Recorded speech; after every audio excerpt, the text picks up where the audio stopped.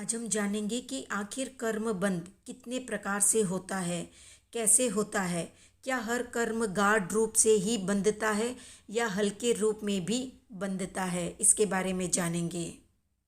तो कर्म साहित्य में कर्म बंध के 4 विशिष्ट प्रकार बताए गए हैं: स्पृष्ट, बद्ध, निधत और निकाचित।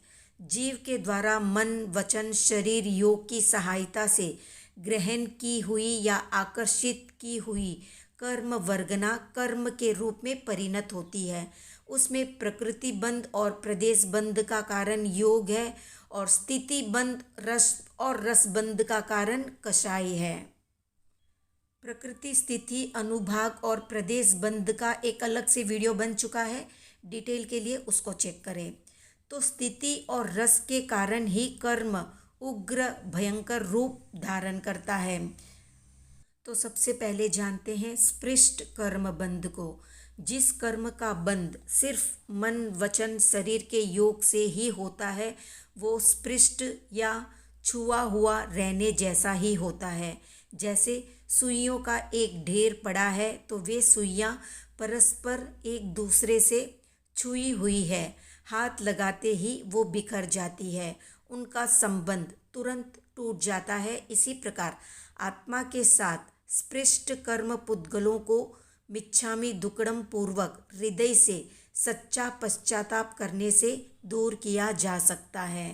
दूसरा है बद्ध कर्म, यानी जो कर्म पुद्गलों का समूह धागे से पिरोई हुई या बंधी हुई सुइयों की तरह आत्म प्रदेशों के साथ बंधा हुआ रहता है, वो बद्ध कर्म बंध है।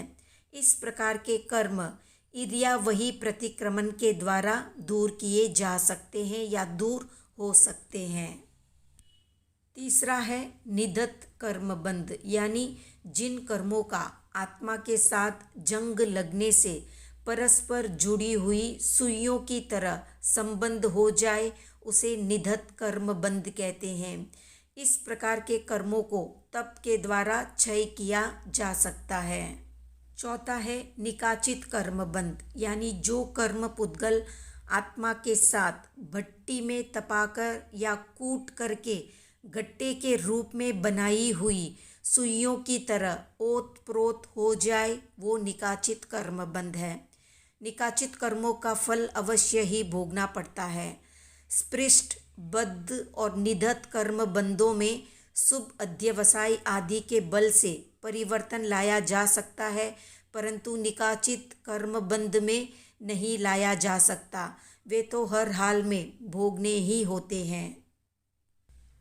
जिन कर्मों का फल भोगे बिना छुटकारा नहीं मिलता उसे गाढ़ निकाचित कर्म कहते हैं, और जिन कर्मों को तप के द्वारा क्षय कर सकते हैं उसे अल्प निकाचित कर्म कहते हैं। अब जानते हैं कि निकाचित कर्म कैसे बंधता है। तो बार बार पाप करना, पाप करने के बाद उसकी प्रशंसा करना या दूसरों से करवाना, या जो पाप का कार्य कर रहा है उसकी अनुमोदना करना या उसको प्रेरित करना पाप का कार्य करने के लिए, इस तरह के आचरण से ही निकाचित कर्मों का बंध होता है।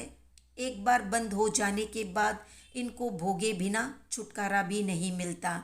तो इस तरह कर्म बंध का मर्म समझकर अशुभ कर्म बंद कराने वाली हर प्रकार की पाप प्रवृत्ति का हमेशा के लिए त्याग करना, और संयोगवश सर्व त्याग न भी कर सके तो जीवन में हमेशा पापों का हार्दिक पश्चाताप बार बार करते रहना चाहिए। और ध्यान रखना चाहिए कि पाप हो जाने के बाद उसकी प्रशंसा न हो। बार बार पश्चाताप का भाव बना रहने पर कर्मों का गाढ़ बंध नहीं होता है। तो इस तरह स्पृष्ट, बद्ध और निधत ये तीनों कर्म बंध का प्रायश्चित, प्रतिक्रमण और तप के द्वारा क्षय हो सकता है, जबकि निकाचित का किसी भी हालत में कर्म क्षय नहीं होता। इसलिए कुछ भी कर्म बांधने से पहले बहुत ही सजग रहे और सावधान रहे। तो ये थी संक्षिप्त जानकारी कर्म बंध से संबंधित। आज का प्रश्न है कि कर्म बंध की कितनी अवस्थाएं होती है, कमेंट में बताएं। वीडियो पसंद आया तो लाइक, शेयर, सब्सक्राइब करें।